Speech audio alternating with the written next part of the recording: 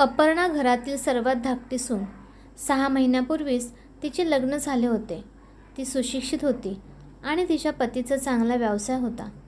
तिच्या घरात सासू-सासरे, दीर, जाऊ, त्यांची 2 मुलं, याशिवाय ते दोघे नवरा-बायको होते. घरातले सगळे चांगले, जाऊही चांगली, पण वाईट कोण असेल तर ती अपर्णाच होती. कारण तिला तोंडावर स्पष्ट बोलायची सवय होती. त्यामुळेच समोरच्या व्यक्तीला ते आवडत नसे. तिच्या आईने तिला कितीतरी वेळा समजावले की तू म्हणतेस ते बरोबर आहे, पण तुझी बोलण्याची पद्धत थोडी चुकीची आहे. म्हणून बोलण्याची पद्धत थोडी बदल. तिनेही खूप वेळा प्रयत्न केला, पण तिला ते जमलेच नाही. जेव्हाही ती काही चुकीचे पाहायची किंवा ऐकायची, तेव्हा ती लगेच तोंडावर बोलत असे. म्हणूनच ती सासरच्या लोकांना अजिबात आवडत नव्हती आणि 6 महिन्यातच ती चांगली सून होण्याऐवजी खूप वाईट सून बनली. एके दिवशी सगळ्यांनी नाश्ता केल्यावर अपर्णा नाश्ता करायला बसली. तोपर्यंत नाश्ता थंड झाला होता. तरी ती गुपचूप खायला सुरुवात केली. कारण तिच्या सासरच्या घरात असा नियम होता की आधी घरातल्या पुरुषांनी व मोठ्या लोकांनी जेवावे, मग सुनांनी जेवावे. सासरचं काय, माहेरी पण तिची आजी असताना तिची आई तिच्या वडिलांच्या आणि आजीच्या आधी जेवत नसे. ती नाश्ता करत असताना तिच्या सासूने तिला टोमणा मारला. सर्वांनी कधीच नाश्ता केला आहे आणि तू तासनतास घेऊन बसली आहेस.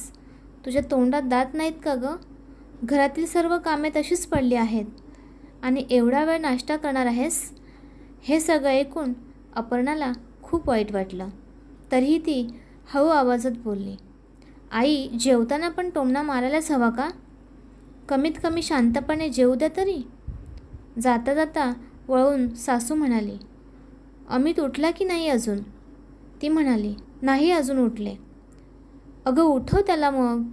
आज त्याच्या वडिलांनी त्याला दुकानात लवकर ये म्हणून सांगितले होते. हा मुलगा पण लग्न झाल्यापासून एक नंबरचा आळशी झाला आहे. असेच चालू राहिले तर घर आणि व्यवसाय कसा सांभाळेल कोणास ठाऊक. अपर्णा पुन्हा एकदा बोलू लागली.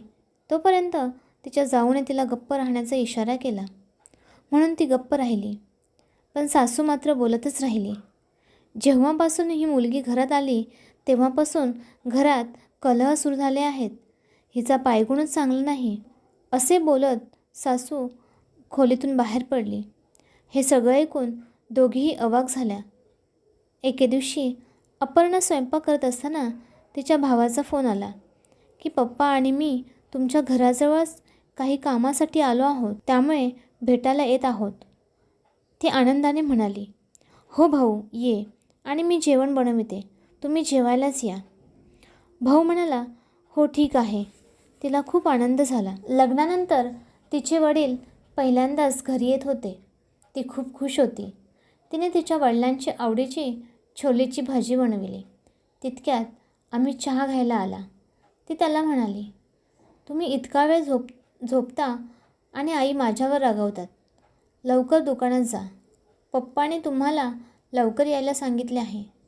तिचे म्हणणे ऐकून तो अनिच्छेने म्हणाला, हो हो मला माहिती आहे, मी जाणार आहे. ते मला रोजच लवकर यायला सांगतात, पण माझेही स्वतःचे आयुष्य आहे ना. किचनमधील जेवण पाहून जाऊबाई डोळे मोठे करून म्हणाल्या, हे सगळे आईला विचारून केले ना, नाहीतर त्या रागावतील. त्या कशाला रागावतील? माझ्या वडिलांसाठी तर जेवण बनवले आहे, अपर्णा म्हणाली. हो तुझं बरोबर आहे, पण आईना राग येईल याची थोडी मला भीती वाटते. एवढ्या वर्षात मी कधी आईंना विचारल्याशिवाय जेवण बनवले नाही. अहो ठीक आहे, आईंना राग आला तरी मी थोडं ऐकून घेईन. त्या दोघी बोलत असताना अचानक सासू स्वयंपाकघरात आल्या. अपर्णाने तिच्या वडिलांसाठी काय तयारी केली आहे ते पाहण्यासाठी. ठरलेल्या वेळी वडील आणि भाऊ दोघेही आले. तोपर्यंत सासूने सासऱ्यांना सांगितले की पाहुणे येत आहेत, म्हणून तेही घरी आले. एकमेकांची विचारपूस करून सर्वांनी एकत्र जेवण केले. मग अपर्णा आणि जाऊबाई पण उठल्या आणि जेवायला गेल्या. तेव्हा अपर्णाच्या वडिलांनी विचारले, माझी मुलगी चांगली राहते आहे ना? तुम्ही तिच्या वागण्यावर खुश आहात ना? तेव्हा सासरे उद्धटपणे म्हणाले की हे सर्व नंतर पाहू, पण आधी हे सांगा की तुम्ही इथे कसे आलात? तिचे वडील म्हणाले, जवळच काही काम होतं म्हणून आम्ही दोघेही आलो होतो. त्यामुळे मुलीला आणि तुम्हा सर्वांनाही भेटण्याचा विचार केला. सासरे म्हणाले, तुम्ही येत असल्याची माहिती पण दिली नाही. नाही हो, मी जावई बापूंना फोन केला होता आणि माझ्या मुलीला पण माहिती होतं. त्यांनी तुम्हाला सांगितले नाही का? अपर्णाचे वडील म्हणाले. सासरे अधिक कडकपणे म्हणाले, आधी सांगा, हे घर कोणाचे आहे, माझे की तुमच्या मुलीचे? वडील म्हणाले, काय बोलताय हे तुम्ही? हे घर तुमचंच आहे. मग मला सांगायला हवं होतं की नाही? बाप असा तर मुलगी पण तशीच असणार ना. काय झाले आहे? माझ्या मुलीचे काही चुकले आहे का? एवढा राग का आलाय तुम्हाला? अपर्णाने जेवण अर्धवट टाकले आणि बाहेर येऊ लागले. तेवढ्यात तिच्या जावेने तिला अडवले. सासरे सांगू लागले, काय काय म्हणून सांगू?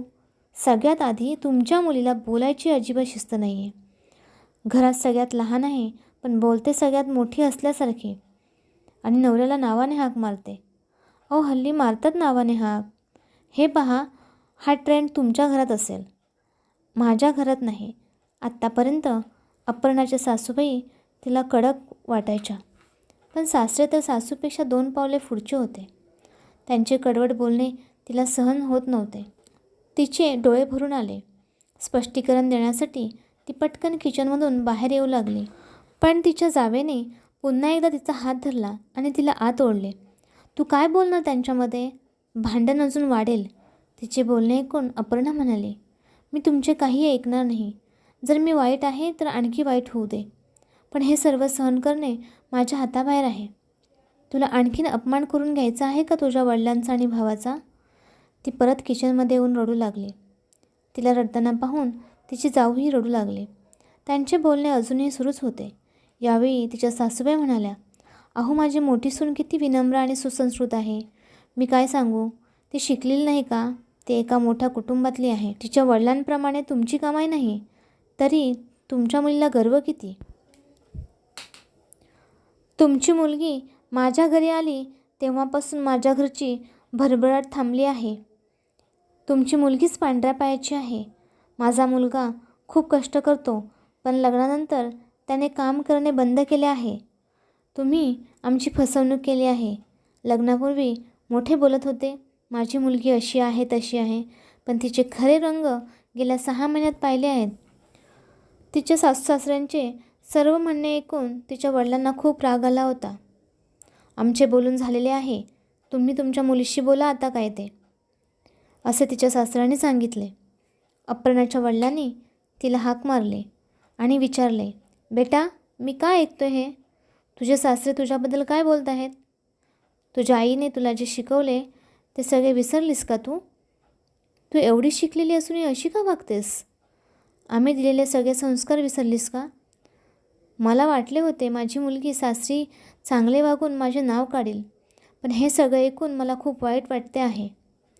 तिने मान खाली घातली. ठीक आहे, चुकी सगळ्यांकडूनच होते. तू त्यांची माफी माग. यापुढे असं करू नकोस. अपर्णाचे वडील तिच्या सासू सासऱ्यांना हात जोडून म्हणाले, माझी मुलगी लहान आहे, ती थोडी अल्लड आहे. तुम्ही मोठ्या मनाने माफ करा. वडिलांचे बोलणे ऐकून तिचे सासरे रागाने तिच्याकडे बघू लागले. अपर्णाचे वडील तिला म्हणाले, बेटा, माफी माग. अपर्णा वडिलांना म्हणाले, मी माफी मागणार नाही. बाबा, तुम्ही एकच बाजू ऐकून घेतलीत, माझी बाजू पण ऐकून घ्या. तिचे वडील रागाने पाहू लागले, परंतु तिचा भाऊ वडिलांना म्हणाला, बाबा, ताईला पण बोलू द्या, तिची पण बाजू समजून घ्या. तेव्हा तिचे वडील म्हणाले, ठीक आहे, तुला जे सांगायचे आहे ते सांग. त्यावेळी अपर्णा जमिनीवर बसू लागली. तेव्हा तिच्या भावाने तिला खुर्ची देऊन बसायला सांगितले. नाही भाऊ, माझ्या सासरी घरातील मोठ्या लोकांच्या समोर खुर्ची सोप्यावर बसायची नाही असा नियम आहे. नवीन असताना मला वाटले की सुशिक्षित कुटुंब आहे, तर डोक्यावर पदर घेतला नाही तरी चालेल, म्हणून मी डोक्यावर पदर घेतला नाही, तर त्यावरून त्यांनी माझे संस्कार काढले आणि खूप वाईट बोलल्या.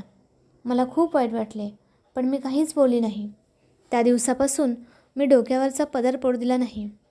सुरुवातीला मी पतीचे नाव घेऊन बोलावत असे त्यावेळी सासूबाई बोलल्या की तुझी आई पण तुझ्या वडिलांना नावाने हाक मारते का? त्यावेळेपासून मी पतीला नावाने हाक मारणे सोडून दिले. परंतु ह्यांची मुलगी माझी नणंद तिच्या पतीला नावानेच हाक मारते. तेव्हा हे दोघेही हसत राहतात. तेव्हा त्यांना हे चालते का? सगळे नियम आणि कायदे फक्त सुनेसाठीच आहेत का? राहिला प्रश्न यांच्या मुलाचे काम न करण्याचा, तर पहिल्यापासूनच यांचा मुलगा कामचोर आहे आणि फसवणूक तर ह्यांनी आपली केली आहे. ह्यांचा मुलगाच आळशी आहे. लग्नाच्या आधी बोलले होते आमचा बिझनेस आहे आणि माझा मुलगा सगळं सांभाळतो, परंतु असे काहीही नाही. तुमच्याशी वाद घालून मी MBA पूर्ण केले, तर ह्या लोकांनी मला नोकरीला परवानगी दिली नाही. मी ते पण समजून घेतले. विचार केला थोडा वेळ घरी दिला पाहिजे, तरीही लोक मलाच म्हणतात की हिला शिक्षणाची घमेंडी आहे. माझी जेव्हा जेव्हा चुकी झाली तेव्हा तेव्हा मी माफी मागितली. हे दोघेही घरातले महत्त्वाचे निर्णय त्यांच्या मुलीला आणि जावयाला विचारून घेतात. त्यांची 2 मुले फक्त नावाला आहेत. त्यांना कोणत्याच निर्णयामध्ये सामील करून घेतले जात नाही. जेवायला बसल्यावर सासू पाहायला येते की आम्ही आमच्यासाठी जास्त भाजी तर वाढून घेतली नाही ना. आम्ही केव्हा उठायचं, कधी जेवायचं, कधी झोपायचं, कधी कोठे जायचे, एवढेच नाही तर कोणते कपडे घालायचे हे सुद्धा हे लोकच ठरवितात. हे एवढे कमी की काय सासूबाईंनी माझ्या चारित्र्यावर संशय घेतला. अपर्णाच्या वडिलांना खूप दुःख झाले. त्याने तिच्या सासू-सासऱ्यांना समजावण्याचा खूप प्रयत्न केला, परंतु काहीच उपयोग झाला नाही. काही दिवसांनी ती आई होणार असल्याचे तिला समजले. सासू-सासऱ्यांनी तिच्याशी बोलणेच बंद केले होते. त्यानंतर ती माहेरी डिलिव्हरीसाठी निघून आली. मोठी जाऊ मात्र लपून-छपून फोन करत असे. त्यावेळी तिच्या पतीने तिला साथ दिली. अपर्णाला जेव्हा मुलगा झाला तेव्हा तिच्या वडिलांनी आनंदाने सासऱ्यांना फोन केला, परंतु कोणीच आले नाही. मुलगा 3 महिन्याचा झाल्यावर तिच्या पतीने तिला समजावले की आपण आपल्या घरी जाऊया. तिलाही वाटले नातवाला पाहून सासू-सासऱ्यांचा राग कमी होईल, परंतु सासरी गेल्यावर बोलायचे तर दूरच, पण सासू-सासऱ्यांनी साधं मुलाला जवळ देखील घेतले नाही. अजूनही तिच्या नवऱ्याला कुटुंबाच्या जबाबदारीची जाणीव नव्हती. एके दिवशी सासू-सासऱ्यांनी त्यांना घरातून बाहेर जायला सांगितले. तिचा नवरा रडू लागला की एवढ्या लहान मुलाला घेऊन कुठे जाऊ. सासऱ्याने सांगितले तुझी बायको बोलेल तिकडे जा. पुन्हा एकदा अपर्णा माहेर निघून आली. नवऱ्याला नोकरीचा अनुभव नव्हता, त्यामुळे नोकरी मिळत नव्हती. त्याच्या नोकरी धडसोड प्रवृत्तीमुळे माहेरचेही कंटाळले होते. शेवटी तिने मोठ्या दिराला फोन करून त्याच्याकडून पैसे घेऊन छोटेसे दुकान सुरू केले. ती स्वतःही नोकरीला जाऊ लागली. त्यांचे दिवस बदलू लागले. तिने स्वतःचे घर घेतले. ती दुसऱ्यांदा आई झाली तेव्हाही तिने सासू-सासऱ्यांना बोलाविले, परंतु ते आलेच नाहीत. त्यानंतर मात्र तिने सासू-सासऱ्यांना बोलाविणे बंद केले. मोठी जाऊ आणि दीर मात्र अधूनमधून तिच्या घरी येत असत आणि तीही त्यांना भेटायला त्यांच्या घरी जात असे. मोठी जाऊ तिला बोलत असे, तू खूप हिंमतवाली आहेस. कमीत कमी तू त्यांच्या विरुद्ध बोलायची हिंमत केलीस. अपर्णाने विचारले की ताई तुम्ही त्या दिवशी का रडत होतात. ती सांगू लागले, तुझ्यासोबत जे घडले त्यापेक्षा कितीतरी वाईट माझ्यासोबत घडले आहे, पण मी काहीच बोलू शकले नाही आणि आता असे वाटते की आता बोलून काय फायदा. तसेही तू बोलल्यानंतर सासू-सासरे दोघेही खूप शांत झाले आहेत आणि माझ्याशीही चांगले वागतात. माझ्या आवडीप्रमाणे राहू देतात. माझ्यावर कोणतेच बंधन राहिलेले नाही. मी आता सुखी आहे, पण कधीकधी वाटते मी सुशिक्षित होते, स्वतःची बाजू मांडू शकत होते, तरीही माझ्यासोबत एवढे सगळे घडले. परंतु ज्या स्त्रिया अशिक्षित आहेत, ज्या आपले म्हणणे मांडू शकत नाहीत, त्यांच्या बाबतीत काय होत असेल याचा विचार करून मला खूप दुःख होते. मंडळी, हा व्हिडिओ तुम्हाला कसा वाटला ते कमेंट करून नक्की सांगा आणि जर व्हिडिओ आवडला असेल तर व्हिडिओला लाईक करा, शेअर करा आणि सबस्क्राईब करायला विसरू नका. धन्यवाद.